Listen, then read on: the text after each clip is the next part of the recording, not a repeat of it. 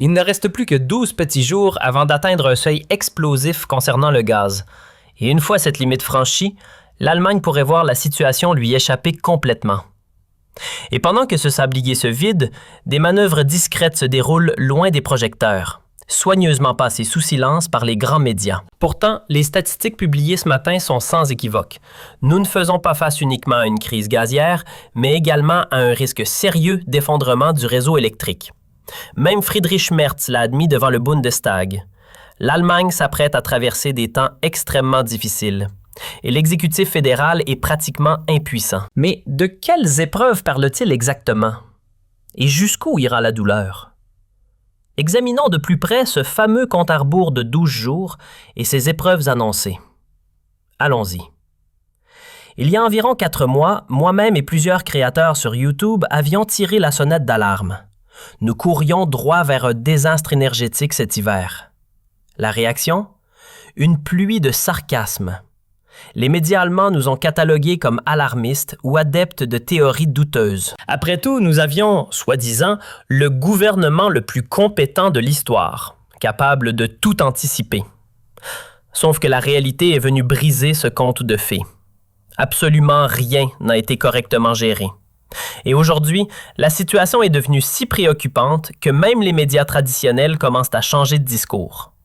Le tabloïd Bild, par exemple, a récemment lancé un avertissement sans détour.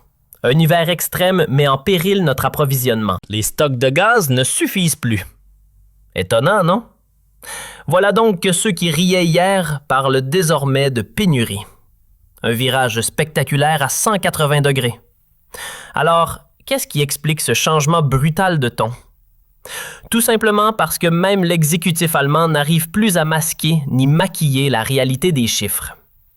Les données officielles affichées sur le portail du gouvernement parlent d'un taux de remplissage autour de 35,1 %. Mais petit détail intéressant, ces valeurs remontent au 27 janvier. Et depuis, la situation ne s'est clairement pas améliorée. Puisque Berlin s'appuie sur les statistiques de l'AGSI, allons consulter directement cette base de données. Et là, surprise, le niveau réel descend déjà à 32,9 % selon les chiffres d'hier. Maintenant, regardons le rythme auquel l'Allemagne vide ses stocks depuis le début de l'année. Certains jours, la baisse atteint 0,4 %. D'autres fois, elle grimpe jusqu'à 1,3 %. Si l'on fait une moyenne, on obtient environ 0,8 % de gaz consommé quotidiennement. Arrondissons à 1 % pour rester simple. À partir de ce constat, inutile d'être mathématicien pour comprendre la suite. Avec un peu moins de 33 % en réserve et près d'1 % brûlé chaque jour, on arrive à une quarantaine de jours avant que les réservoirs ne soient pratiquement vides. Le compte est bon, rideau. Mais, mes chers spectateurs, c'est précisément ici que les politiques et les médias nous induisent en erreur. Ce calcul est volontairement trompeur, car il suppose que l'État n'interviendra pas avant. Or, en Allemagne, il existe un seuil critique fixé à 20 %.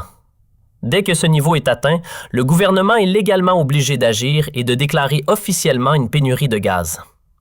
À partir de ces 20 %, le rationnement commence. Et là, on ne rigole plus. Voici maintenant un autre graphique présentant 2 scénarios possibles.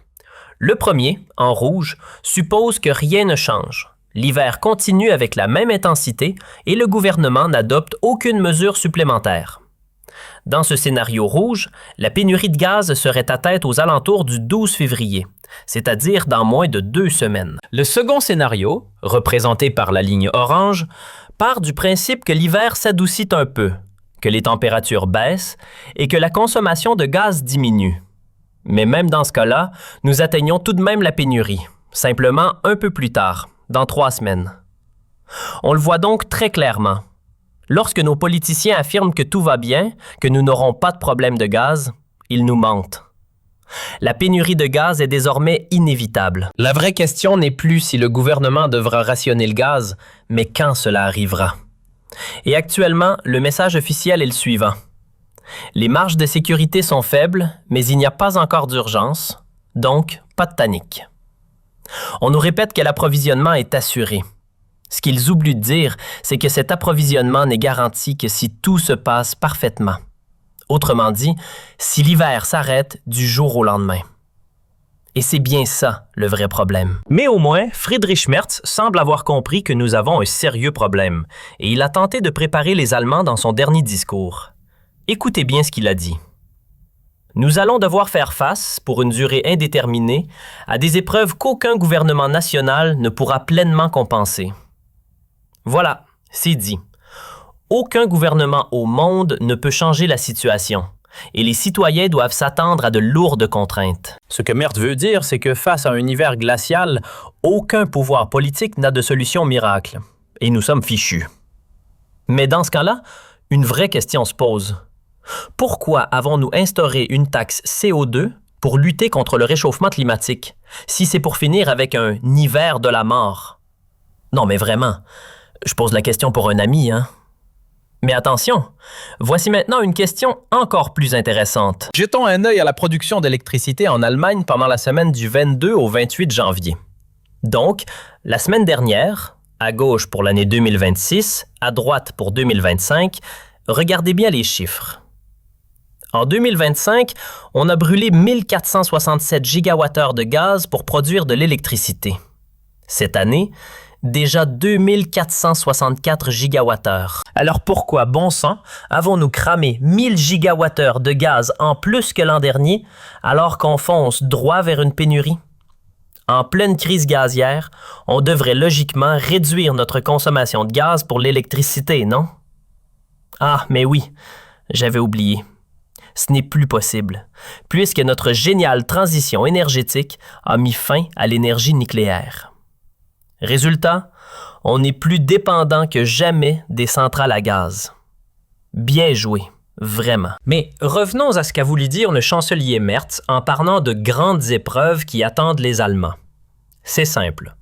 Selon la météo, la pénurie de gaz débutera dans 2 ou 3 semaines.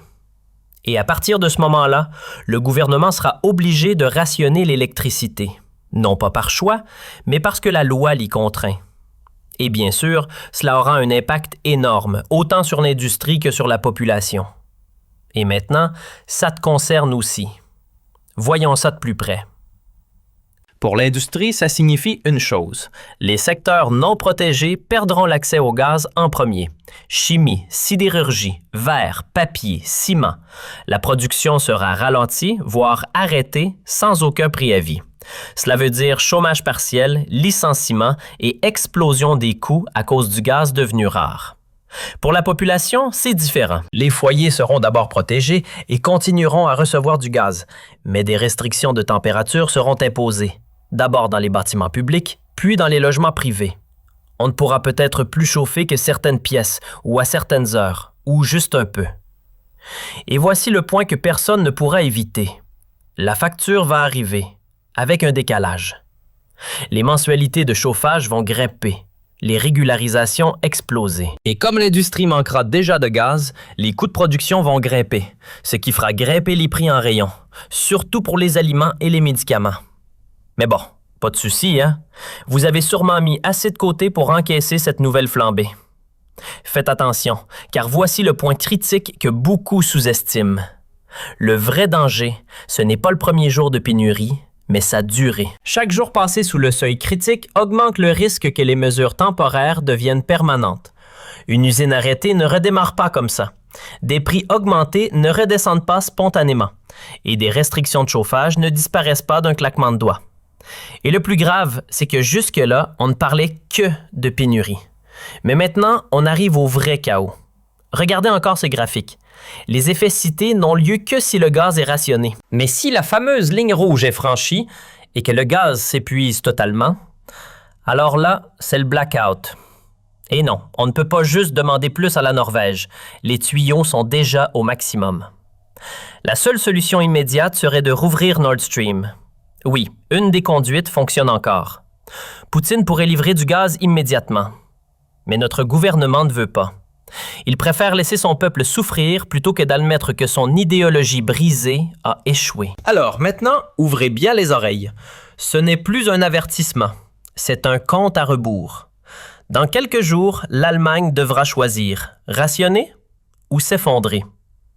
L'industrie tombera d'abord, les prix exploseront ensuite, et au final, ce sont les citoyens qui paieront la note.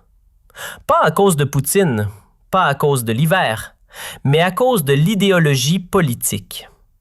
La vraie question n'est plus si cela va arriver, c'est pourquoi les Allemands acceptent-ils encore cela? Et toi, qu'en penses-tu?